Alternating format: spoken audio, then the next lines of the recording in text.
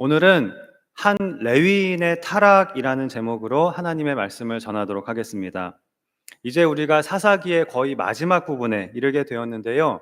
마지막 5장인 17장부터 21장까지는 사사시대의 타락상을 단적으로 보여주는 두 개의 이야기를 기록함으로써 이 두 개의 이야기가 사사기의 결론을 이루고 있다고 하였습니다.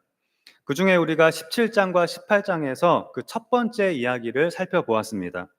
미가의 이야기에서 한 레위인 청년의 이야기로, 그리고 단지파의 이야기로 이어지는 긴 이야기였는데요.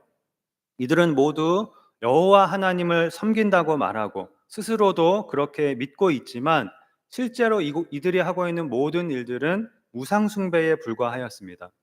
미가는 자기 집에 자기의 개인 신당을 만들어 놓고 거기에 신상들과 우상들을 두었고, 또 레위인 청년을 돈을 주고 고용해서 그 엉터리 제사장을 자기 신당의 제사장으로 세워 놓았습니다. 그리고 이러한 모양과 구색을 갖추어 놓았으니 이 우상들이 자기에게 복을 줄 것이라고 믿고 있었습니다. 또 단지파는 미가의 집에 있는 이 신당을 보고도 그 신당을 회파하기는커녕 그 신당 안에 있는 신상들과 우상들을 모두 빼앗고 또 미가의 제사장까지 빼앗아서 자신들이 우상 숭배를 하는 데에 이용을 하였습니다. 또 레위인 청년은 자신이 있어야 할 곳을 떠나서 레위인으로서의 사명도 저버리고 오직 돈을 따라서 이리저리 움직이면서 자신을 고용해 주는 사람의 엉터리 제사장 노릇을 계속해서 하고 있습니다.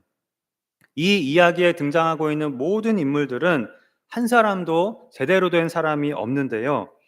이것을 통해서 사사기 기자는 당시의 이스라엘의 총체적인 타락을, 특히 하나님을 믿는 이 신앙이 심하게 부패하고 변질되어서 모두가 자기의 이기심과 욕심을 따라 우상숭배에 빠져 있었음을 보여주고 있습니다.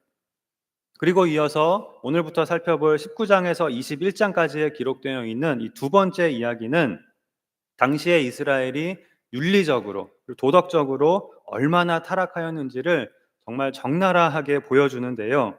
앞에서 본 이야기가 종교의 타락에 대한 이야기였다면 이 두 번째 이야기는 윤리, 도덕의 타락에 대한 이야기라고 할 수가 있습니다. 그러나 이 첫 번째 이야기와 두 번째 이야기 모두 결국 주제는 똑같습니다. 당시 이스라엘이, 모든 이스라엘 백성들이 저마다 자기 소견에 옳은 대로 행함으로 인한 종교의 타락, 그리고 윤리의 타락, 도무지 끝이 보이지 않는 총체적인 타락을 보여줌으로써, 그리고 이런 사사시대의 이스라엘의 모습이 바로 우리의 모습임을 보여줌으로써 우리에게는 왕이 필요하다, 즉 왕이신 하나님이 우리에게는 필요하다는 것을 말해주고 있는 것이 사사기의 결론을 이루고 있는 이 두 개의 이야기라고 할 수 있습니다. 자, 그럼 오늘부터 사사기의 마지막 이야기인 19장에서 21장의 내용을 살펴보도록 하겠습니다. 이 이야기 역시 앞에 나오는 이야기처럼 몇 개의 이야기들이 이어져서 하나의 긴 이야기를 이루고 있는데요. 또한 한 개인의 이야기에서 지파의 이야기로 확대되고 있는 것도 앞에 나오는 이야기와 비슷합니다. 처음에는 한 레위인과 첩의 이야기에서 베냐민 지파, 그리고 이스라엘 전체의 타락으로 이야기가 전개되게 됩니다. 그럼 이 모든 이야기의 시작이 되는 부분, 발단이 되는 부분인 오늘 본문을 살펴보시겠는데요. 1절에 보면 이스라엘의 왕이 없을 그때에 에브라임 산지 구석에 거류하는 어떤 레위 사람이 유다 베들레헴에서 첩을 맞이하였더니, 이렇게 시작을 하고 있습니다. 앞에서 단지파 이야기가 시작되는 18장 1절도 그때에 이스라엘의 왕이 없었고 라는 말로 시작을 하고 있는데요. 그 18장 1절과 똑같이 역시 이스라엘의 왕이 없을 그때에 라는 말로 이 이야기가 시작되고 있습니다. 역시 이 이야기도 사람들이 저마다 자기 소견에 옳은 대로 행하는 이야기이며 이스라엘에는 진정한 왕, 하나님이 필요하다는 것을 보여주는 이야기가 될 것임을 예고하고 있습니다. 그리고 여기 보면 오늘의 주인공이라고 할 수 있는 에브라임 산지 구석에 거류하는 어떤 레위인이 등장을 하고 있는데요. 계속해서 지금 레위인이 중요한 역할을 하는 중심 인물로 등장을 하고 있습니다. 17장과 18장의 이야기도 보면 처음에는 미가의 이야기, 나중에는 단지파의 이야기인 것처럼 보이지만 사실은 그 가운데에서 레위인 청년이 계속해서 중요하고 결정적인 역할을 하였거든요. 미가의 타락과 단 지파의 타락에 이 레위인 청년의 지분이 아주 크다고 할 수 있습니다. 그리고 또 마지막에는 이 레위인 청년의 자손이 대대로 단 지파의 제사장이 되어서 단 지파의 우상 숭배와 단 지파의 멸망을 이끌었다는 것으로 이야기가 끝나고 있었습니다. 그런데 이번에도 한 타락한 레위인이 베냐민 지파를 거의 멸망 직전의 상태에 이르게 만들고 또 나아가서 이스라엘 전체를 아주 크게 뒤흔들게 됩니다. 1절에 보면 이 레위인은 에브라임 산지 구석에 거류하였다고 하였는데요. 앞에서 미가의 집이 이 에브라임 산지에 있었지요. 그러니까 이 사람은 에브라임 지파의 땅에 살고 있었는데 남쪽에 있는, 그보다 더 남쪽에 있는 유다 지파의 땅 베들레헴에서 첩을 맞이하였다고 하였습니다. 정상적인 것이 아니지요. 물론 레위인으로서 첩을 두는 것도 당연히 정상이 아니지만 그 누구라도 첩을 두는 것은 정상적인 것이 아닙니다. 하나님께서 창세기에서부터 가르쳐 주신 결혼의 원칙은 한 남자와 한 여자가 합하여 둘이 한 몸을 이루는 것입니다. 한 남자가 동시에 여러 명의 아내를 두거나 첩을 두는 것은 하나님의 창조 질서에 위배되는 당시의 이방의 문화라고 할 수 있었습니다. 그런데 사사시대보다 훨씬 앞선 시대인 창세기에 보면 이미 우리 믿음의 조상 아브라함부터 아내의 여종인 하갈에게서 아들을 낳음으로써 또 한 명의 부인을 두었습니다. 불임인데다가 늙어서 자식을 낳을 수 없는 아브라함 부부에게 아들을 주시겠다고 한 그 하나님의 약속을 믿지 못하고 인간적인 방법으로 하나님의 약속을 이루려고 한 불신앙이 원인이었습니다. 아브라함이 또 한 명의 아내를 두고 그에게서 아들을 낳은 것은 결코 하나님이 의도하신 것도 아니었고 하나님의 뜻도 아니었습니다. 그런데 아브라함의 손자 야곱도 여러 명의 아내를 두었고 그 아내들에게서 12명의 아들을 낳았습니다. 그리고 그 12명이 바로 이스라엘의 12지파의 시조가 됩니다.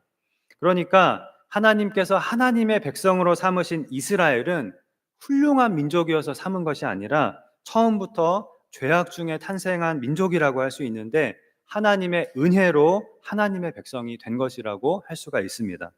그러나 그러한 하나님의 은혜와는 별개로 아브라함이나 야곱이나 여러 명의 아내를 둔 것의 결과는 항상 그로 인해 가정에 불화가 생기고 고통이 따르는 것이었습니다. 그것을 피할 수는 없었습니다. 오늘 본문의 레위인이 첩을 맞이한 것도 이와 마찬가지로 사람들이 자기 소견에 옳은 대로 행하는 것을 전형적으로 보여주고 있는 것이었는데요. 여기에서 모든 문제가 시작이 됩니다. 2절에 그 첩이 행음하고 남편을 떠나 유다 베들레헴 그의 아버지의 집에 돌아가서 거기서 넉 달 동안을 지내매라고 하였습니다. 이 레위인의 첩이 행음을 하고 유다 베들레헴의 친정으로 가버렸다는 것인데요. 여기서 이 첩이 행음을 하였다는 것에 대해서 몇 가지 해석이 가능합니다. 첫째는 말 그대로 이 여자가 다른 남자와 행음을 하고 그것이 발각되어 남편을 피해 친정으로 도망갔다, 이런 해석이죠. 그리고 두 번째 해석은 이 첩이 행음하였다는 것이 단순히 그냥 남편을 버리고 남편을 떠나서 친정으로 가버린 것을 의미한다는 것으로 보는 것입니다. 그 남편을 버린 것도 행음이 될 수가 있거든요.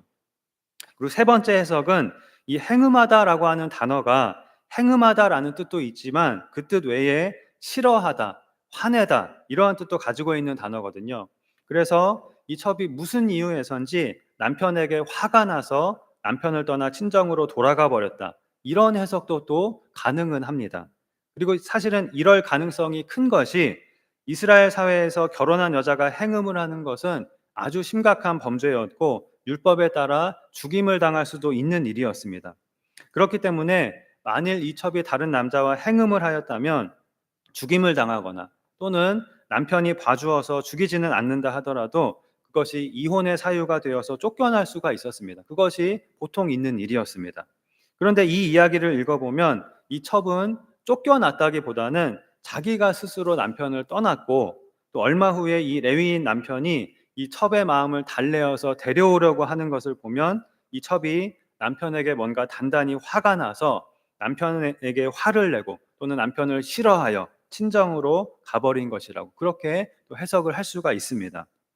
물론 이 첩이 다른 남자와 행음을 하고 친정으로 도망간 것일 가능성도 여전히 남아 있습니다. 그런데 만일 남편에게 화가 나서 남편을 떠나간 것이라면 무엇이 그렇게 마음에 들지 않았던 것일까요? 아마도 남편이 아내 대접을 제대로 해주지 않았거나, 또 어쩌면 이 첩에게 폭력을 행사하거나 학대를 했을지도 모릅니다. 앞으로 전개되는 이야기를 보면 이 레위인은 전혀 이 첩을 아끼거나 사랑하는 사람이 아니었거든요. 그래서 이 첩이 견디다 못해 남편을 싫어하여 또는 남편에게 화를 내고 남편을 떠나 친정으로 도망가 버린 것이 아닌가, 이런 짐작을 해볼 수가 있습니다. 어쨌든 분명한 사실은 이 첩이 남편을 떠나 유다 베들레헴에 있는 아버지의 집으로 돌아가서 거기서 넉 달을 지내고 있었다. 이것은 이제 분명한 사실입니다. 자, 그리고 3절에 그의 남편이 그 여자에게 다정하게 말하고 그를 데려오고자 하여 하인 한 사람과 나귀 두 마리를 데리고 그에게로 가매라고 하였습니다. 여기에 다정하게 말하다라는 이 말은 글자 그대로 하면 마음에 말하다라는 뜻인데요. 상대방을 진정시키거나 달래고 설득할 때 사용하는 표현입니다. 이 레위인이 자신을 떠난 첩에게 다정하게 말해서 잘 구슬려서 다시 데려오고자 하인을 데리고 자신이 살고 있는 에브라임에서 남쪽에 있는 유다 땅 베들레헴으로 지금 여행을 떠난 것입니다. 그러나 19장의 후반부에서 일어나는 일을 보면 이 레위인이 이 첩을 전혀 소중히 여기지도 않고 사랑하지도 않는다는 것이 드러나거든요. 그렇기 때문에 이 레위인이 집을 나간 첩을 다시 데려오고자 한 것은 아마도 자신의 정욕 때문이었든지 아니면 자신의 체면 때문이었을 것으로 보입니다. 어쨌든 나귀 두 마리를 데리고 간 것은 이 첩을 꼭 집으로 데리고 오겠다는 그러한 의지를 보여주는 것이었습니다.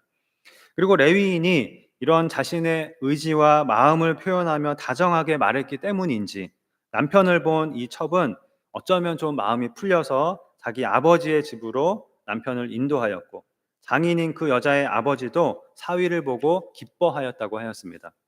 그리고 나서 4절에 보면 그의 장인 곧 그 여자의 아버지가 그를 머물게 하매 그가 3일 동안 그와 함께 머물며 먹고 마시며 거기서 유숙하다가라고 하였습니다. 이 이야기에서 중요한 역할을 하고 있는 환대라고 하는 주제가 나오기 시작하는데요. 자, 환대, 이 손님을 대접하는 것은 사실 이스라엘만의 문화가 아니고 고대 근동 지역의 공통적인 문화였는데요. 집에 온 손님을 한 이렇게 3일 정도 환대하는 것이 당시의 일반적인 관습이었습니다. 장인으로서 사위에게 친절을 베풀고 3일이면 충분한 환대를, 아주 괜찮은 환대를 한 것입니다. 자, 그렇다면 이제 이 첩이 남편을 따라 남편의 집으로 갈 것인지 아니면 남편을 따라가기를 거절할 것인지 이런 내용이 나와야 되는데, 이 첩은 이야기에서 완전히 배제돼 버리고 장인과 사위의 이야기가 계속됩니다. 그런데 별 내용이 아닙니다. 장인이 사위를 붙잡아서 사위가 하루 더 머물고, 또 장인이 사위를 붙잡아서 사위가 또 떠나지 못하고, 그런 내용입니다. 별 내용이 아니지요. 충분히 있을 법한 그런 내용이고 오늘날 우리에게도 우리 문화에서도 상당히 익숙한 그런 장면이라고 할 수 있습니다. 그런데 이 내용을 굳이 이렇게 길게 또 막 반복되는 내용을 생략하지도 않고 대화의 내용까지 굉장히 자세하게 이렇게 기록을 하고 있습니다.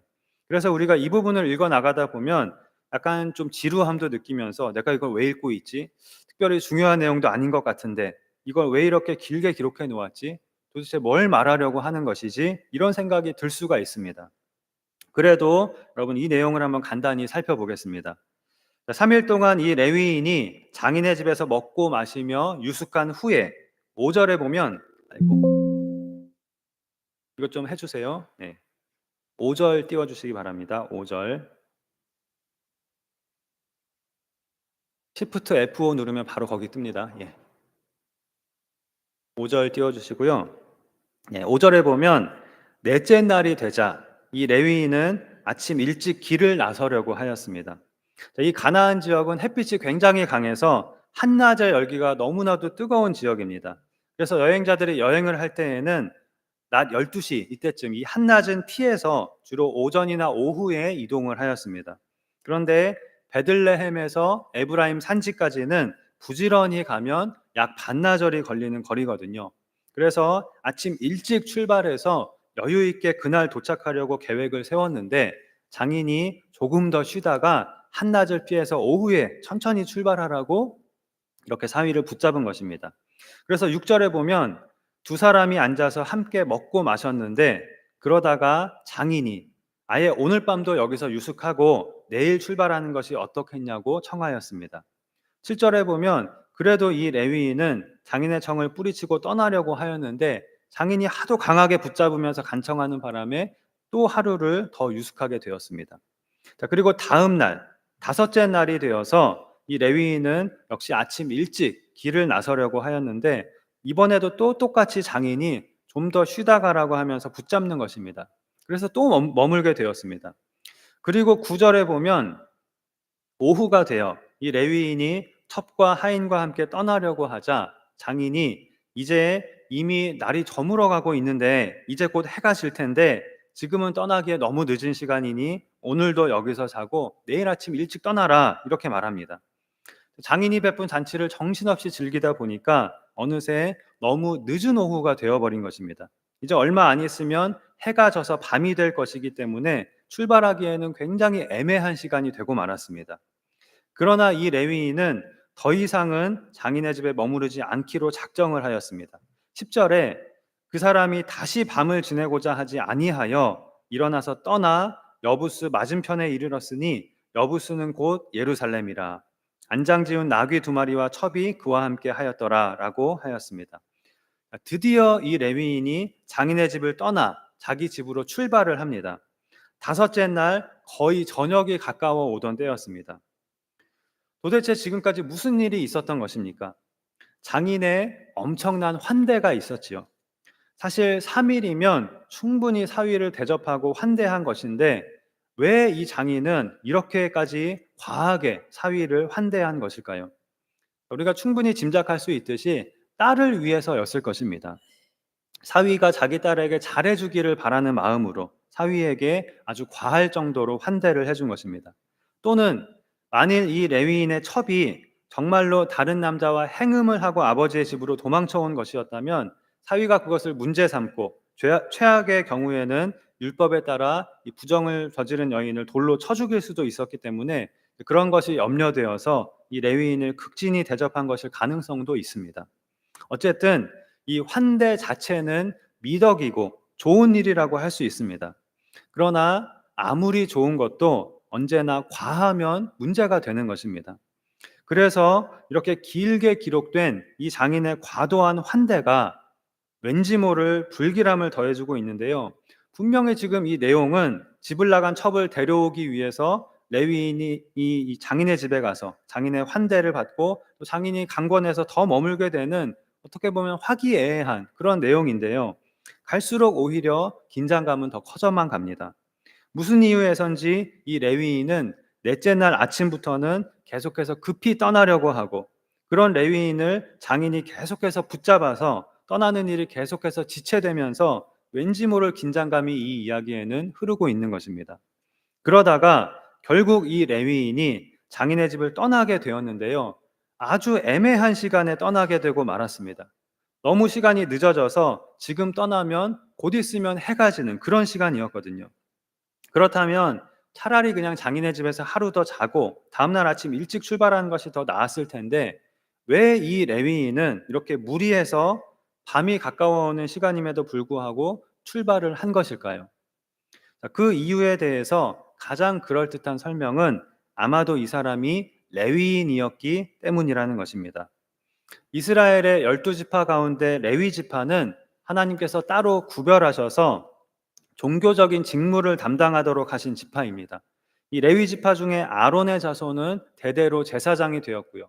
제사장이 아닌 나머지 레위인들은 제사장들을 도와서 성소의 일을 돕는다든지 백성들에게 율법을 가르친다든지 이런 종교적인 일에 종사하도록 되어 있었습니다. 그래서 이 레위인도 자기가 사는 에브라임 산지에서 아마 종교적인 직무를 맡고 있었을 것입니다. 백성들에게 율법을 가르치고 또 안식일에는 실로의 성막에 가서 성소의 일을 담당했을 것입니다. 당시에는 이 실로라고 하는 성읍에 성소가 있었다고 하였는데요. 실로는 에브라임 지파 땅에 있었거든요. 그래서 아마도 이 레위인은 안식일에 성소의 일을 마친 후에 다음 날 바로 유다 베들레헴으로 출발을 했을 것입니다.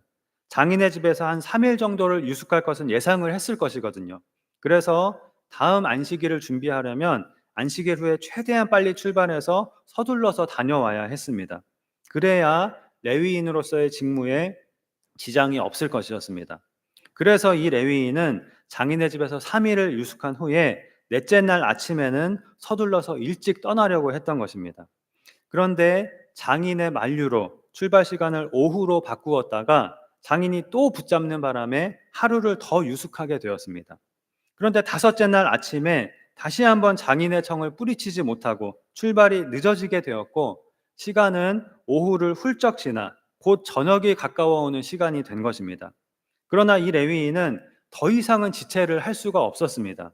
왜냐하면 다음 날은 이제 여섯째 날이고, 여섯째 날 저녁부터는 날이 바뀌어서 안식일이 되거든요. 여섯째 날 저녁부터는 안식일이 시작이 됩니다. 그렇기 때문에 레위인으로서 안식일의 직무를 담당하기 위해서는 더 이상 베들레헴에서 지체할 시간이 없었습니다. 지금이라도 최대한 빨리 에브라임으로 돌아가야 안식일을 그래도 준비하고 지킬 수가 있었습니다. 그래서 이 레위인은 출발하기에 너무 늦은 시간이었지만 장인의 집을 떠나서 에브라임 산지를 향하여 출발하였습니다. 남쪽에서부터 북쪽으로 꽤 긴 거리를 여행해야 했는데요. 얼마 안 가서 여부스 맞은편에 이르게 되었습니다. 여부스는 우리가 알고 있는 예루살렘인데요. 사사기 1장에 보면 맨 처음에 이스라엘이 가나안에 들어갔을 때 유다 지파가 예루살렘을 쳐서 점령을 하였었는데, 그 이후에 베냐민 지파가 예루살렘에 살고 있는 여부스 족속을 쫓아내지 못하여서 당시에는 이곳에 여부스 족속이 살고 있었습니다. 그래서 예루살렘이 아니라 여부스라고 불리고 있었습니다. 자, 몇 절만 더 보시겠는데요. 11절에 보면 레위인 일행이 이 여부스 근처에 이르렀을 때 해가 지려 하였습니다. 점점 불길한 기운이 드리워지고 있는데요. 당시에는 캄캄한 밤에 여행을 하는 것은 굉장히 위험한 일이었거든요. 들짐승의 공격을 받을 수도 있었고 도적대나 강도의 습격을 받을 수도 있었습니다. 그런데 이제 곧 해가 지는 시간이 가까워 온 것입니다. 그러자 이때 레위인의 종이 여부스에 들어가서 유숙하자고 제안을 합니다.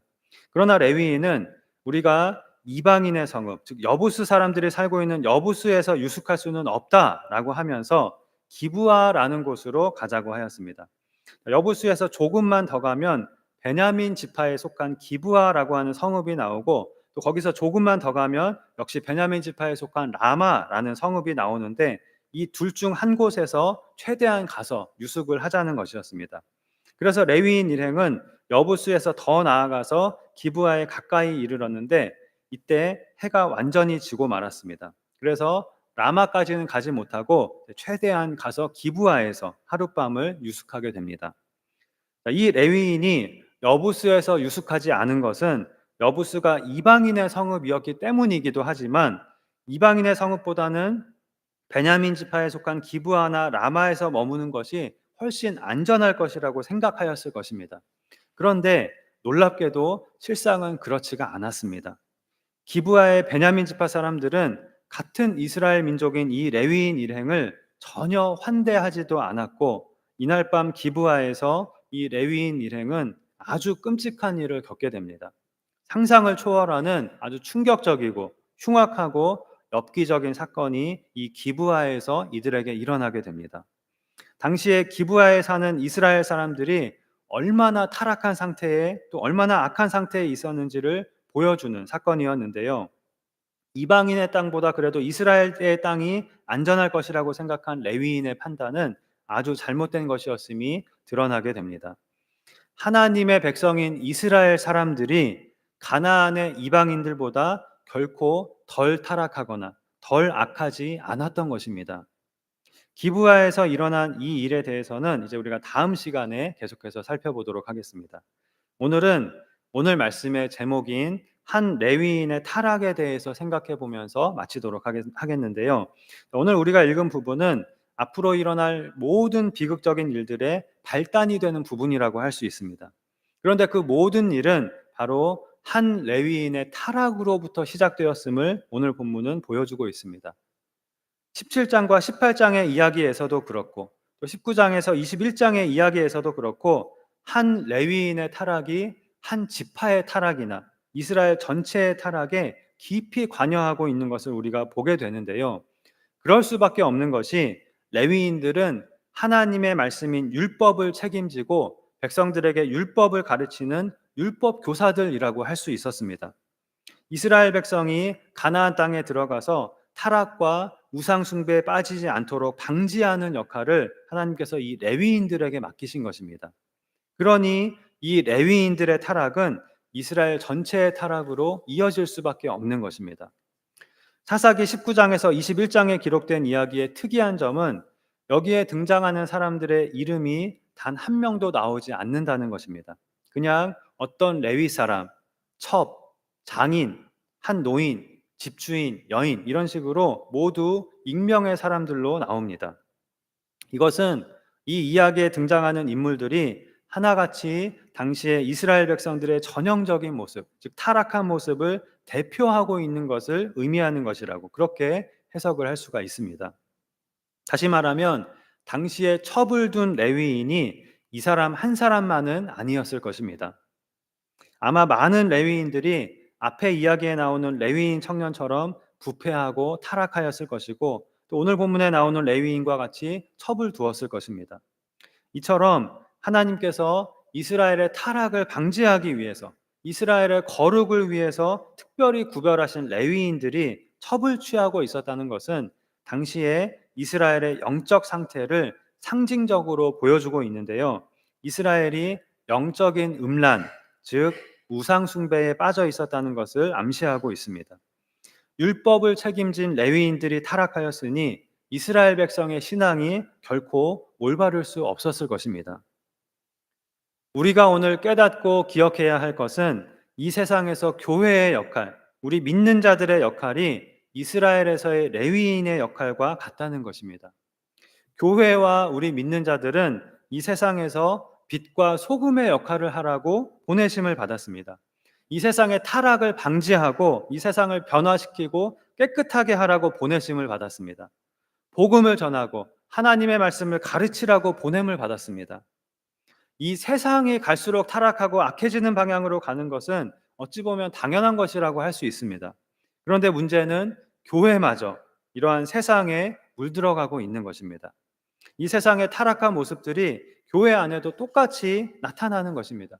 이기심과 욕심으로 서로 싸우고 물질의 눈이 어두워지고 목회자들이 부패하고 타락하고 성도들도 부패하고 타락하고 이렇게 세상 사람들과 똑같이 되어가고 있는 것입니다. 그렇다면 이렇게 교회가 타락하고 우리 믿는 자들이 타락하면 이 세상은 어떻게 되겠습니까? 그런데 너무나도 슬픈 사실은 우리가 오늘 본문에 나오는 사람들을 통하여 우리 스스로를 돌아볼 때에 오늘 본문에 등장하는 사람들의 모습이 특히 이 레위인의 모습이 바로 우리 자신의 모습이라는 것입니다. 이 레위인은 하나님의 말씀을 떠난 삶을 살고 있었습니다. 이 레위인이 아내 외에 첩을 둔 것도 그리고 그 첩을 다시 데려오는 것도 심각한 타락이고 불순종이었습니다. 그럼에도 불구하고 이 레위인이 장인의 집에서 계속해서 서둘러서 에브라임으로 돌아가려고 한 것을 보면 적어도 겉으로는 레위인의 직무를 잘 수행하고 있는 사람인 것처럼 보입니다. 또 이 레위인이 우리가 이방인의 성읍인 여부수에 머물 수 없다. 조금 더 걸리더라도 베냐민 지파의 성읍으로 가자라고 한 것을 보면 그래도 율법 교사답고 대단히 신앙이 좋은 사람인 것처럼 보입니다. 그러나 이 모든 것은 위선에 불과했다는 것입니다. 실상은 이 레위인은 백성들에게 하나님의 말씀을 가르치면서 정작 자신은 첩을 두었고 또 자신에게서 떠나간 첩을 굳이 다시 데려오기까지 하고 있었습니다. 사실은 하나님의 말씀을 떠나 타락한 삶을 살고 있었습니다. 우리가 알아야 할 것은 이 세상 사람들이 우리를 바라보는 우리의 모습이 이 위선적인 레위인과 같을 수 있다는 것입니다. 스스로 하나님의 백성이라고 하면서 이 세상의 빛과 소금이 되겠다고 하면서 세상 사람들과 전혀 다를 바 없이 똑같은 세상의 가치관으로 살고 욕심과 이기심으로 살고 입으로는 하나님을 찬양하지만 하나님의 영광을 위하여 살지 않고 하나님의 말씀을 떠난 삶을 살고 있는 것이 우리의 모습일 수 있는 것입니다. 아니, 이것이 우리의 모습이라는 것을 결코 우리는 부인할 수가 없을 것입니다. 결론적으로 그렇다면 우리가 해야 할 일은 이러한 우리의 모습을 깨닫고 솔직하게 인정하고 이러한 모습에서 돌이켜야 한다는 것이지요. 하나님께서 우리를 이 세상의 빛과 소금으로 부르신 것에 대해서 우리는 무거운 책임감을 느껴야 합니다. 예수님께서 너희는 세상의 소금이니 소금이 만일 그 맛을 잃으면 무엇으로 짜게 하리요? 라고 하신 말씀을 우리는 기억해야 하겠습니다. 또 너희 빛이 사람 앞에 비치게 하여 그들로 너희 착한 행실을 보고 하늘에 계신 너희 아버지께 영광을 돌리게 하라고 하신 이 예수님의 말씀을 우리는 기억해야 하겠습니다. 사사시대의 이 레위인들의 타락은 이스라엘 전체의 타락으로 이어졌습니다. 우리는 그러한 역할을 하는 자가 되지 말고 세상에서 빛과 소금의 역할을 하는 하나님의 백성, 하나님의 교회가 되어야 하겠습니다. 그러기 위해서 우리가 기억해야 할 것은 오늘 본문의 레위인처럼 여지를 주지 말아야 한다는 것입니다. 이 레위인이 계획대로 넷째 날 아침에 떠나기만 했어도 앞으로 일어날 비극적인 일들은 일어나지 않았을 것입니다. 여유 있게 에브라임에 도착해서 여유 있게 안식일도 준비하고 레위인의 직무도 담당할 수 있었을 것입니다. 그러나 장인의 청을 뿌리치지 못하고 여지를 주기 시작했을 때 어느새 다섯째 날 오후 늦은 시간이 되어서 출발하기에는 너무 늦은 시간이었는데도 어쩔 수 없이 출발할 수밖에 없었습니다. 그리고 결국 불행하고 비극적인 일을 당하고 말았습니다. 자, 이처럼 우리가 여지를 주는 순간 우리는 유혹을 이기지 못하고 넘어지게 되기가 너무나도 쉬운 것입니다.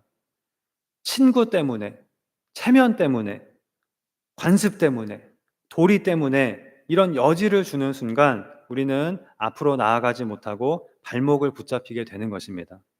그러므로 우리는 하나님의 말씀을 순종함에 있어서 조금의 여지도 주지 않는 단호함이 필요합니다.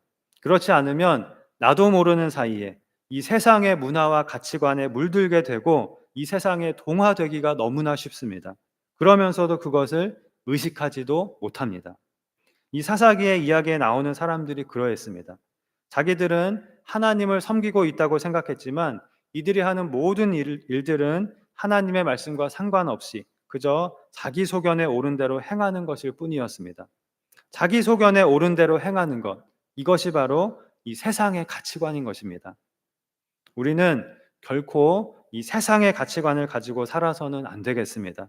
오직 하나님의 말씀을 붙들고 오직 하나님의 말씀에 순종하는 단호한 신앙으로 올바른 믿음의 길을 걸어가는 그런 우리가 되어야 하겠습니다. 그럼으로써 이 세상에서 거룩한 하나님의 백성, 거룩한 하나님의 교회로서 세상의 빛과 소금의 역할을 충실히 감당하며 많은 사람들을 빛으로 나아오게 하는 그런 우리 모두가 되기를 주님의 이름으로 축원합니다. 기도하시겠습니다.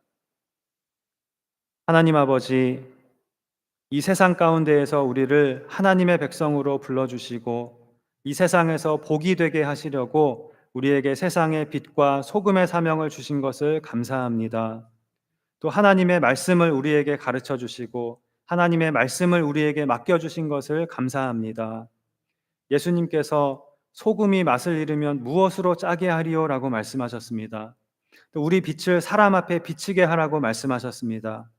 우리가 이 말씀을 마음에 새기고 늘 하나님의 말씀 안에 거하며 이 세상에서 맛을 잃지 않은 소금, 어둠을 밝히는 빛이 되어 축복의 통로로서의 사명을 감당함으로 우리를 통하여 이 땅에 하나님의 뜻이 이루어지고 우리의 가정에 그리고 온 땅에 하나님의 나라가 날로 확장되어 가는 귀한 역사가 나타나게 하여 주시옵소서. 세상은 늘 우리를 붙잡으려고 하지만 단호하게 하나님의 말씀을 따라가므로 진정으로 복된 길로 나아가는 우리가 되게 하여 주시옵소서. 믿사오며 예수님의 이름으로 기도하옵나이다. 아멘.